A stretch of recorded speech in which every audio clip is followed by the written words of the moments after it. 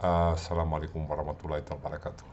En primer lugar, quiero agradecerte, hermano, que me enviases aquel mensaje diciéndome que me había equivocado al dar la referencia de un versículo que leí en el vídeo Profeta Analfabeto. Es cierto, leí un versículo y en vez de decir el versículo 75, creo que dije 78, me equivoqué en el número. Por eso lo que hice fue eliminar el vídeo del canal. No quiero que un vídeo en el que se registra una información tenga estos fallos, aunque sea de un numerito, no me importa, fuera del canal. Gracias, hermano, hiciste lo que tiene que hacer todo musulmán, revisar las fuentes para comprobar si la información es verídica. Mashallah, el único perfecto es Allah subhanahu wa ta'ala. Muchas gracias, hermano, un besito. Para entender este tema tenemos que fijar nuestra atención en el Sagrado Corán. ¿Era Mohammed o no analfabeto? La tradición nos dice que sí. Algunos nos dicen que con el tiempo aprendió a leer y escribir. Pero bueno, fijémonos en lo que nos dice la revelación de Allah, que es nuestro libro de referencia. La palabra ummi o ignorante tiene una raíz que en su sentido primario encierra el concepto de el origen o referencia de las cosas. En árabe, con esta raíz se forman más de 350 significados. Por tanto, debemos de fijarnos muy bien en el contexto, en el pasaje, en el versículo donde aparece la palabra para poder definir el significado exacto que tiene. Esto sucede lo mismo con todos los términos del Sagrado Corán. De lo contrario, no vamos a tener una certeza. Necesitamos comprobar el contexto y contrastarlo para saber el significado de un término. Os dejo aquí en la descripción abajo del título un vídeo titulado donde se explica más a fondo esta palabra y los sentidos que implica. Si nos fijamos en el Sagrado Corán, vemos que sí, el término hace referencia a ignorancia, a personas analfabetas, a personas que no tienen o no les ha llegado una revelación. Hace referencia a muchas cosas, a madre, a una nación. Bueno, todo eso lo explico en el vídeo de Ejemplo en el Corán de uso del término en referencia a ignorante, iletrado o analfabeto, claramente en 2.78 y 3.20. Luego, en 3.75 tenemos el ejemplo de aquella gente que no sigue la tradición judía o cristiana, o personas que aún no han recibido una revelación de Dios. Esto se confirma en 62, 2 y 3, donde se dice para otros que aún no se han unido.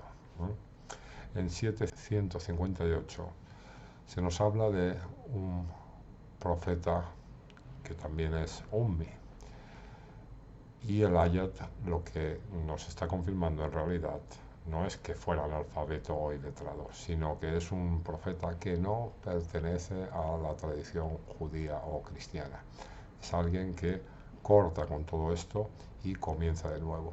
Si nos vamos al significado primario, entendemos con claridad que Mohammed es una vuelta al origen, es una nueva referencia de cómo tiene que ser a partir de ahora el din. Con Mohammed se recupera el mensaje de Ibrahim. Por eso ahí se le atribuye este analfabetismo malentendido, porque en realidad lo que se nos está diciendo es que él es la referencia a seguir. Él corta con la tradición judía y cristiana, con la tergiversación que se ha ido haciendo. Mirad, en el Sagrado Corán aparecen informaciones que chocan un poco con lo que nos cuentan los revisionistas islámicos y también la tradición islámica, que es un poco lo mismo, ¿no? Porque los revisionistas se basan prácticamente en lo que dice la tradición, no en lo que dice el Corán. Se nos dice que en la época del profeta Mohammed, del Corán, pues no había literatura. Es verdad que nos ha encontrado mucha cosa, ¿no? Sí, de poesía preislámica hay algo. Algunas fuentes dicen que son libros posteriores al Corán. No lo sabemos. Lo que queda claro para nosotros es que en 68.1 dice por el cálamo y lo que escriben. Es decir, que ya se producían escritos en la época del Corán. Eso queda claro porque el libro nos lo está diciendo de forma explícita.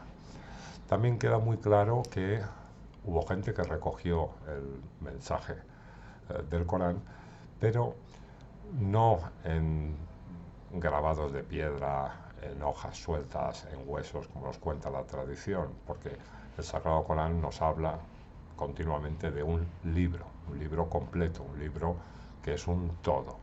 Queda claro en 80, 15, 16 que el mensaje del Corán es recogido por escribas. Hay gente que dice que estos son ángeles, que no son personas, pero está clarísimo que cuando leemos el versículo no hace ninguna referencia a los ángeles, hablando de escribas que son gente pura, que son gente en recta, y se nos dice también en el Sagrado Corán que el propio Mohammed formó parte de esta recopilación escrita del Sagrado Corán. Sí, porque en 25.5 encontramos que los propios enemigos del profeta Mohammed lo acusan de escribir lo que otros le dictan.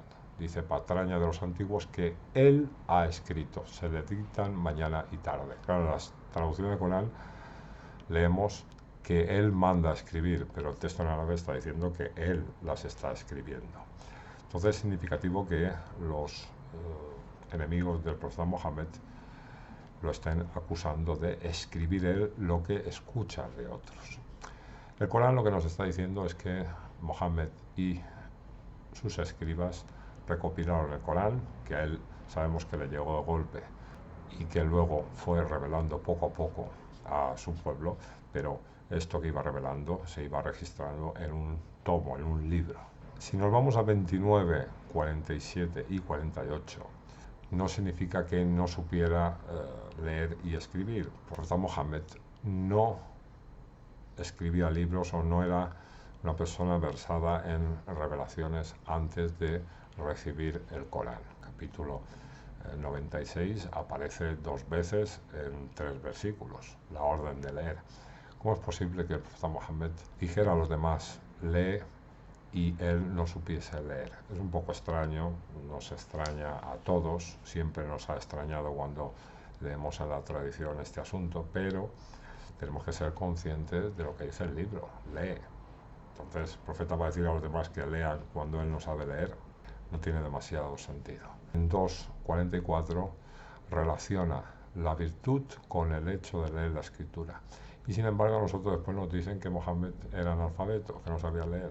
También es muy, muy extraño. Desde el Sagrado Corán no se puede apoyar la idea de que el profeta Mohammed era analfabeto. Venga, un fuerte abrazo, espero que todo vaya muy bien, inshallah, y assalamu alaikum wa rahmatullah.